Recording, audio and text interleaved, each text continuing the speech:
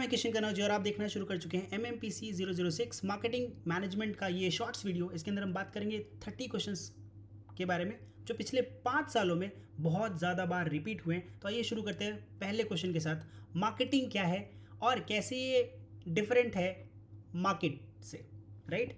Marketing और market के बीच में क्या डिफरेंस है बेसिकली। और हम बहुत सारी मार्केटिंग फिलॉसफीज़ के बारे में भी बात करेंगे, जैसे production marketing philosophy, product marketing philosophy, selling marketing philosophy, marketing philosophy, right, and societal marketing philosophy के बारे में बात करेंगे। मार्केटिंग क्या है बेसिकली? मार्केटिंग किसी भी प्रोडक्ट, मान लेते हैं हमारे पास कोई प्रोडक्ट है, ठीक है। अब ये प्रोडक्ट बेसिकली बनता है किसी आइडिया से, और ये आइडिया आता है किसी नीड से। किसी को किसी चीज़ की ज़रूरत होगी तभी कोई आइडिया आया होगा, उससे कोई प्रोडक्ट बनेगा। अब ये प्रोडक्ट एंड यूज़र जिसको इस प्रोडक्ट की ज़रूरत है उस तक पहुंचाया जाता है। इस पूरे प्रोसेस को मार्केटिंग कहते हैं। सो इन अ डेफिनेशन फॉर्म, मार्केटिंग एक ऐसा प्रोसेस है जिसमें हम आइडेंटिफाई करते हैं, एंटिसिपेट करते हैं कस्टमर नीड्स को, जिससे हम कस्टमर नीड्स को सेटिस्फाई भी कर सकें, probably through the creation, communication and delivery of value, right. In that case हमने यहाँ पर प्रोडक्ट की बात करी, यहाँ पर सर्विस भी हो सकती थी, राइट। हम लोग सर्विस भी इस तरीके से मार्केट करते हैं, right. What is difference between market and marketing? Market क्या है? सेट ऑफ एक्चुअल और पोटेंशियल बायर्स है। ऐसे सारे लोगों का एक समूह जो लोग खरीदना चाहते हैं या फिर जिनके पास परचेजिंग पावर है ज़रूरत के साथ भी। बहुत सारे लोगों को किसी प्रोडक्ट या सर्विस की ज़रूरत होती है लेकिन उनके पास वो परचेजिंग पावर नहीं होती। मुझे एक लैम्बोर्गिनी खरीदनी है पर मेरे पास पैसा नहीं है। आपको बुर्ज खलीफा में फ्लैट खरीदना होगा पर हो सकता है कि आप उसके लिए पैसा इकट्ठा कर रहे हो, right. So the people who have purchasing power along with their needs are called set of potential buyers, और इसी को हम लोग मार्केट कहते हैं। मार्केटिंग क्या है? एक ऐसा मैनेजरियल प्रोसेस जो इस सभी नीड को फुलफिल करेगा through the value exchange process. Marketing में क्या होता है? वैल्यू को एक्सचेंज किया जाता है। अब कितने तरीके की मार्केटिंग फिलॉसफीज होती हैं guys? Production concept early 80s में आया था गाइस, 18वीं शताब्दी में शुरू हुआ था। यहाँ पर जब आपने इंडस्ट्रियल रेवोल्यूशन के बारे में सुना होगा तो उस समय से ये कॉन्सेप्ट चलता चला रहा है। इसका पूरा फोकस मास प्रोडक्शन और डिस्ट्रीब्यूशन के ऊपर रहता था। इसके बाद आया प्रोडक्ट कॉन्सेप्ट 1920s के आसपास, और इसका पूरा फोकस रहता है कि भाई प्रोडक्ट की ना क्वालिटी पर ज़्यादा ध्यान देंगे, फीचर्स पे ज़्यादा ध्यान देंगे, परफॉर्मेंस पे ज़्यादा ध्यान देंगे। अब एक बार हमने बहुत सारा माल बनाया, जब वो नहीं बिक रहा तो हमें लगा कि क्वालिटी कम है, तो अगले कॉन्सेप्ट पे आए, हम लोगों ने क्वालिटी पर बहुत ध्यान देना शुरू किया। जब हमने क्वालिटी पर ध्यान देना शुरू किया तब तक मार्केट सैचुरेट हो गई और उस समय आया सेलिंग कॉन्सेप्ट। सेलिंग कॉन्सेप्ट 1930 के आसपास आया और अग्रेसिव सेल और प्रमोशन तब तक शुरू हो चुके थे। एडवर्टीजमेंट्स, बैनर्स, फलाने तरीके के बहुत सारे कॉन्सेप्ट्स को उस समय यूज़ किया जाता था सेलिंग को प्रमोट करने के लिए, सेल्स को प्रमोट करने के लिए, राइट। मार्केटिंग कॉन्सेप्ट, राइट, 1950 से चल रहा है और अभी तक भी चल रहा है। इसमें पूरा फोकस किया जाता है कि कस्टमर की नीड, सेटिस्फेक्शन और लॉन्ग टर्म रिलेशनशिप को बनाए रखने के साथ साथ हम अपने प्रोडक्ट को एक्सचेंज करते हैं विद द वैल्यू, राइट। अब हम मॉनेटरी वैल्यू लेते हैं भाई, हम इसके बदले पैसा लेते हैं, right. Now next is societal concept. ये धीरे धीरे उभर रहा है और इस कॉन्सेप्ट के अंदर होता क्या है? ये माना जाता है कि जो कंपनी का प्रॉफिट है, कस्टमर की नीड है, ये सोसाइटल वेलफेयर के साथ होने चाहिए। हम सिर्फ अपने फ़ायदे के लिए सब चीज़ों का इस्तेमाल नहीं कर सकते, right. Now let's move to the another question, that is defined marketing environment, why environmental scanning is necessary. अब मार्केटिंग इन्वायरमेंट क्या है? इसके अंदर दो चीज़ें होती है, माइक्रो और मैक्रो। इन्वायरमेंट दो कंपोनेंट से मिलकर बनता है। कंपनी का इंटरनल स्ट्रक्चर, मान लेते हैं कोई कंपनी है, राइट, और कंपनी के बाहर की सारी चीज़ें। तो कंपनी के अंदर कौन होता है? Company managers, employees, policies, right, ये सब इंटरनल फैक्टर्स होते हैं। एक्सटर्नल फैक्टर्स के अंदर हम बात करते हैं सरकार की, उनके नियम की, बहुत सारी पॉलिसीज़ की, लॉज की, कंप्लाइंसेस की, टैक्सेस की, टैरिफ्स की, राइट। सो ये सारे के सारे क्या हैं? एक्सटर्नल फैक्टर्स हैं जो ऑर्गेनाइजेशन की एबिलिटी को अफेक्ट करते हैं कि वो कस्टमर्स को कैसे सर्व कर पाएंगे। This is about marketing environment. अब ये इन्वायरमेंटल स्कैनिंग क्या है? बेसिकली हम यहाँ पर कोशिश करते हैं कि नीड को स्कैन करने की। जब हम इन्वायरमेंटल स्कैनिंग करते हैं तो हम कोशिश करते हैं कि अपॉर्चुनिटीज़ और थ्रेट पता लगा लें, राइट। इसके अंदर हम कोशिश करते हैं कि भाई marketing strategies with the demographic, economic, socio cultural, technological, natural and political factors के बिहाफ पे मार्केटिंग स्ट्रैटेजीज को अप्लाई कर सकें। पूरी कोशिश रहती है कि हम मार्केटिंग स्कैनिंग के थ्रू, इन्वायरमेंटल स्कैनिंग के थ्रू डिसीजन मेकिंग में हमें मदद मिले, कॉम्पिटिटिव एडवांटेज मिल जाए। अगर मुझे पहले से ही पता होगा demographics, economic, socio cultural, technological, natural या पॉलिटिकल फैक्टर्स के बारे में, तो मैं किसी भी नए प्रोडक्ट को जब लॉन्च करूंगा तो मुझे ज़्यादा बेनिफिट होगा, मेरे को कॉम्पिटिटिव एडवांटेज मिलेगा, right. Okay, what is green marketing? Discuss its significance and drivers behind it. Green marketing basically क्या है? ऐसे प्रोडक्ट को बनाना और प्रमोट करना होता है जो इन्वायरमेंटली सस्टेनेबल हो, सोशली रिस्पॉन्सिबल हो और इकोलॉजिकली सेफ हो। ऐसे किसी भी प्रोडक्ट को प्रोड्यूस करना, प्रमोट करना, सेल करना, इन सभी को हम लोग क्या बोलते हैं? कलेक्टिव फॉर्म को बोलते हैं मार्केटिंग, ग्रीन मार्केटिंग, राइट। क्या सिग्निफिकेंस है या फिर क्या इंपॉर्टेंस है गाइस? देखिए, ब्रांड की इमेज बढ़िया हो जाती है अगर आप नोटिस करें कि सस्टेनेबल इन्वायरमेंट ग्रोथ के साथ साथ आप किसी प्रोडक्ट को डेवलप कर रहे हैं, तो आप उस कंपनी का नाम थोड़ा और बढ़ता हुआ देखेंगे, राइट। लोग उसकी तरफ ज़्यादा जाने की कोशिश करेंगे। रेगुलेटरी और एथिकल स्टैंडर्ड्स को मीट करता है ये। एनवायरमेंटली कॉन्शियस कस्टमर्स को भी ट्रिगर करता है, उनको हिट करता है कि हाँ, हमें इसी कंपनी से प्रोडक्ट खरीदने चाहिए, क्योंकि ये एनवायरमेंट के बारे में भी सोचते हैं।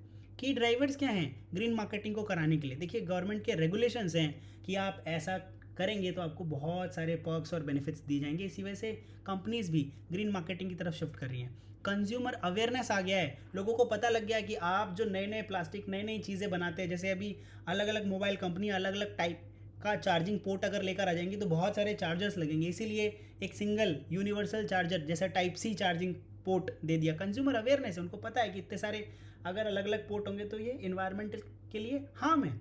तो अब बड़ी बड़ी जाइंट कंपनीज के लिए बड़ा मुश्किल था, लेकिन अब उनको भी स्विच करना पड़ रहा है विद द रेगुलेशन। ये ड्राइवर्स हैं, बेसिकली कंज्यूमर अवेयर है, इसलिए आप कोई गड़बड़ नहीं कर सकते। CSR यानी कि कॉर्पोरेट सोशल रिस्पॉन्सिबिलिटी, ठीक है, इसकी वजह से भी कंपनीज ग्रीन मार्केटिंग की तरफ शिफ्ट हो रही हैं, राइट। कॉम्पिटिटिव डिफरेंशिएशन, अपने आप को अलग बताने के लिए कि हम तो अलग हैं जी, बाकी कंपनीज तो देखो कितना एनवायरनमेंट को नुकसान पहुंचा रही है, हम दूध के धुले हुए हैं, हम देखो कितना ग्रीन मार्केटिंग करते हैं, रिसाइकल करते हैं, पुराने प्रोडक्ट को वापस रिकॉल करते हैं, उसको डिसअसेंबल करके फिर बनाते हैं प्रोडक्ट्स को, ठीक है, राइट। तो कॉम्पिटिटिव डिफरेंशिएशन करते हैं इसके through. Resource efficiency and cost reduction हो जाता है। फ़ायदा ये रहता है, मान लेते हैं मुझे नए चिप्स की ज़रूरत पड़ेगी किसी नए मोबाइल को बनाने के लिए, तो अगर मैं पुराने मोबाइल को एक्सचेंज प्रोग्राम के थ्रू रिकॉल कर लूँगा तो मेरे को रिसोर्स की मेरी एफिशिएंसी बढ़ जाएगी, कॉस्ट रिड्यूस हो जाएगा, right. Okay, next question is design a complete marketing mix. और कई बार ऐसा होता है कि हमसे पूछा जाता है what are the 4 P's of marketing. उस फॉर्म में भी आप इसको एग्जाम्पल के फॉर्म में समझा सकेंगे। एक बाइक स्टार्टअप के लिए हम 4 P's का यूज़ कर रहे हैं कि एक बाइक स्टार्टअप, आप कोई नई इलेक्ट्रिक बाइक लॉन्च कर रहे हैं मार्केट के अंदर, उसके लिए आपको 4 P's का यूज़ करना है। तो आप कोई प्रोडक्ट बनाएंगे तो प्रोडक्ट के लिए आप क्या करेंगे? इको फ्रेंडली इलेक्ट्रिक बाइक है जी, इसके अंदर जो बैटरीज हैं वो स्वैपेबल हैं, स्मार्ट डैशबोर्ड है, GPS लगा हुआ है, अर्बन कम्यूटर्स को टारगेट किया जा रहा है और डिलीवरी पर्सनल्स को, राइट, कि आप आराम से डिलीवरीज कर सकते हैं। प्राइस, भैया पेनिट्रेटिंग प्राइसिंग स्ट्रैटेजी हम लोग यूज़ कर रहे हैं कि मार्केट में एक बार जगह बन जाए उसके बाद दूसरी प्राइसिंग स्ट्रैटेजी इंप्लीमेंट कर देंगे। अब पेनिट्रेटिंग प्राइसिंग स्ट्रैटेजी क्या होती है गाइस? ऐसी प्राइसिंग जिसके अंदर हम ऑलरेडी मान लेते कोई मार्केट 100% ऑक्यूपाइड है, इसके अंदर हम जगह बनाने की कोशिश कर रहे हैं कि हम 10% शेयर हम लेना चाहते हैं अदर देन द 90%। तो इसके लिए हमें यहाँ पर इस मार्केट का जो ऑलरेडी प्राइस है उससे थोड़ा कम में बेचना पड़ेगा मार्केट में जगह बनाने के लिए। तो इसी को पेनिट्रेशन प्राइसिंग स्ट्रैटेजी कहते हैं। ईजी EMI ऑप्शंस दे देंगे, ईजी मंथली इंस्टॉलमेंट जिसे कहते हैं, ठीक है। गवर्नमेंट सब्सिडीज़ को इसके साथ ऐड कर देंगे जिससे कस्टमर को प्राइस, जो प्राइस सेंसिटिव कस्टमर्स होते हैं वो भी हमसे प्रोडक्ट खरीदे। Place guys, online website, electric vehicle showrooms and partnerships with mobility startups. कहाँ कहाँ इसको बेचेंगे? इन सारी जगह पे गाइस, जहाँ जहाँ मोबिलिटी स्टार्टअप के लिए कोई कैंपेन लगा हुआ है वहाँ पर जाके हम अपना प्रोडक्ट को डिस्प्ले कर देंगे, प्रमोट करेंगे, right. After sale services centre होंगे मेट्रो सिटीज़ के अंदर, वहाँ पर जाके इसको प्रमोट करेंगे।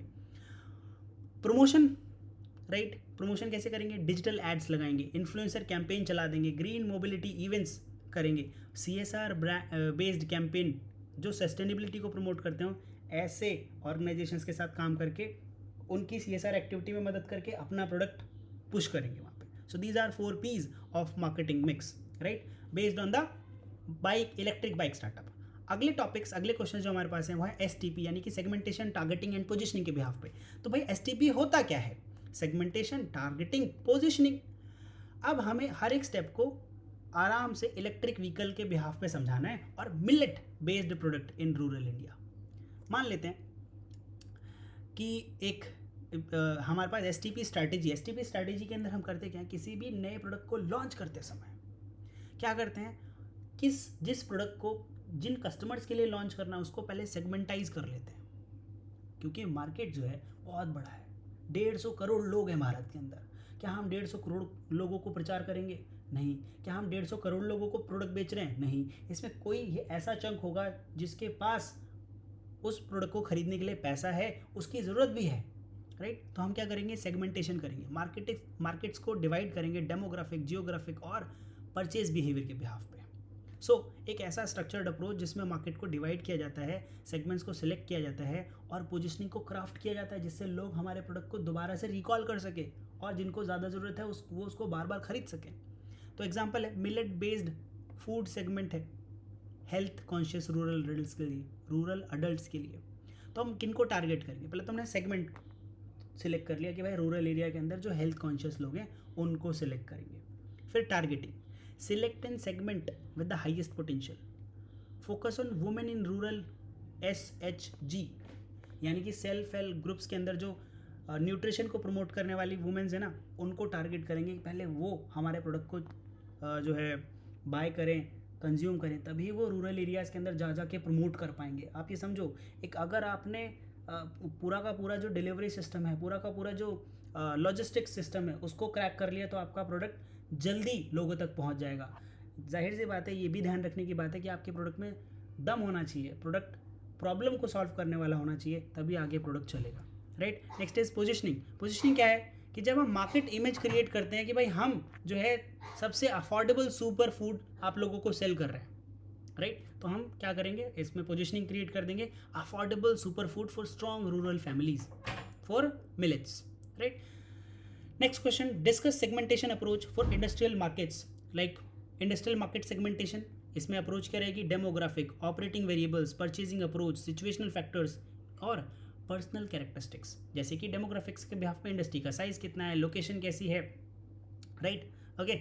ऑपरेटिंग वेरिएबल्स क्या हैं, कौन कौन सी टेक्नोलॉजीज़ वो लोग यूज़ करते हैं, प्रोडक्ट यूज़ रेट कितना है, परचेजिंग पावर, सेंट्रलाइज या फिर डिसेंट्रलाइज बाइंग करते हैं, प्रोक्योरमेंट पॉलिसीज़ कैसी है, सिचुएशनल फैक्टर्स, किसी प्रोडक्ट की ज़्यादा ज़रूरत है क्या. जब इंडस्ट्रियल मार्केट को हमें सेगमेंटाइज करना होता है ना, तो इन सभी फैक्टर्स के बिहाफ पे सेगमेंटाइज करते हैं और उनको प्रोडक्ट पिच करते हैं. जैसे अर्जेंसी कैसी है, ऑर्डर का साइज़ कितना बड़ा है, उस प्रोडक्ट का हमारे ऑर्डर पे यानी कि जो प्रोडक्ट वो हमसे बाय करना चाह रहे हैं उसका एप्लीकेशन क्या है, right. Personal characteristics, loyalty, risk attitude या फिर buyer seller compatibility, okay, right. Now let's differentiate between the consumer and industrial segmentation. So basis क्या रहेगा guys, डेमोग्राफिक, लाइफस्टाइल और साइकोग्राफिक्स. इंडस्ट्रियल सेगमेंटेशन के अंदर इंडस्ट्री का type, size, technology, purchasing process कैसा रहता है और परचेज फ्रीक्वेंसी लोअर. जो कंज्यूमर सेगमेंटेशन है उसके अंदर लोअर जो है परचेज फ्रीक्वेंसी रहती है, इमोशनल इन्फ्लुएंस थोड़ा ज़्यादा रहता है. लेकिन इंडस्ट्रियल के लिए फ्रीक्वेंट, जल्दी जल्दी माल खरीदते रहते हैं और लॉजिकल डिसीजन मेकिंग करते हैं ये लोग. डिसीजन मेकिंग यूनिट, जब आप कंज्यूमर सेगमेंटेशन करते हैं तो लोग वहाँ पर इंडिविजुअली डिसीजन बनाते हैं. जैसे आप अपने घर में कोई प्रोडक्ट खरीदते होंगे तो हो सकता है पिताजी की मर्जी से आता हो या फैमिली के अंदर भाई जिसकी ज़्यादा मांग है उसके बिहाफ पे प्रोडक्ट खरीदा जाता है, राइट. तो इंडिविजुअल और हाउस होल्ड. लेकिन अगर इंडस्ट्री कोई प्रोडक्ट खरीदती है तो बाइंग सेंटर होते हैं या फिर मल्टीपल डिसीजन मेकर्स होते हैं, उसके बिहाफ पे बाइंग डिसीजन लिया जाता है. फिर डिमांड का नेचर कैसा रहता है, हम लोग जब प्रोडक्ट को खरीदते हैं तो हम फाइनली कंज्यूम करते हैं उसको, we are the end users, right. So consumers are the end users, हम फाइनल कंजम्पशन के लिए यूज़ करते हैं. लेकिन जो इंडस्ट्रियल सेगमेंटेशन है वो आगे प्रोडक्ट को प्रोड्यूस करने के लिए, उसको फिनिश गुड में कन्वर्ट करने के लिए जो है रिक्वायर करता है. सो डिराइव्ड फ्रॉम कंज्यूमर डिमांड. जितना डिमांड है, कंज्यूमर डिमांड आएगा उसके बिहाफ पे जो है ये लोग बाय करेंगे और प्रोडक्ट को प्रोड्यूस करेंगे. What is the benefit of geographic segmentation and psychographic segmentation. देखिए जियोग्राफिक सेगमेंटेशन के अंदर मार्केट को डिवाइड करते हैं based on the region, climate, rural, urban. फ़ायदा क्या रहता है guys? Tailors offering to regional preferences and logistics. Example जैसे हम कोई स्नो गियर सेल कर रहे हैं हिली स्टेट्स के अंदर, या फिर मिलेट्स स्नैक्स बेच रहे हैं साउथ इंडिया के अंदर.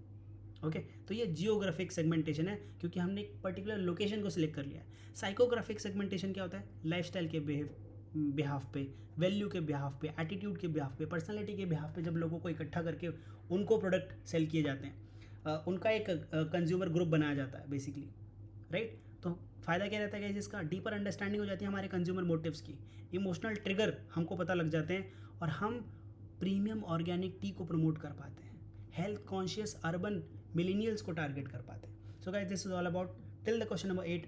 हम अगले वीडियो के अंदर डिस्कस करेंगे product related topics and other topics of this MMPC 006. सो मिलते हैं अगली की वीडियो में, तब तक के लिए टाटा बाय बाय. इस यहाँ तक अगर आप पहुँचे हैं तो प्लीज़ चैनल को लाइक, वीडियो को लाइक, चैनल को सब्सक्राइब और बेल आइकन अगर आपको दबाना हो तो प्लीज़ दबा दीजिएगा. और हाँ, मैं इस वीडियो का लाइक एम रख रहा हूँ, मुझे चाहिए 20 लाइक्स. हम जल्दी से दूसरी वीडियो बना देंगे जिसके अंदर 9 से लेकर 30 क्वेश्चंस तक पूरी कवर होंगी. मैं माफ़ी चाहूँगा ये छोटी सी वीडियो बनाने के लिए. थोड़ा सा तो यार थोड़ा सा बनता है ना, ऐसे आप लोगों से फ़ीस नहीं ली जा रही है तो मैं चाहता हूँ कि इसी फॉर्म में आप लोगों से फ़ीस ली जाए, ठीक है. सो प्लीज़ आप लोग 20 लाइक का एम जो है पूरा कर दीजिएगा और मैं दूसरी वीडियो जल्दी लेकर आऊँगा. तब तक के लिए आप वीडियो को लाइक कर दीजिए और अगर आपको ज़रूरत है तो इस चैनल को सब्सक्राइब कर लीजिए जिससे आपको आगे सेमेस्टर 2, सेमेस्टर 3, सेमेस्टर 4 के लिए आपको हेल्प मिलती रहे, राइट. उसके बाद अनसब्सक्राइब कर दीजिएगा लेकिन लाइक ज़रूर कीजिएगा वीडियो को. ओके तब तक के लिए tata bye bye, take care of yourself. You guys are really awesome. All the very best for the exams.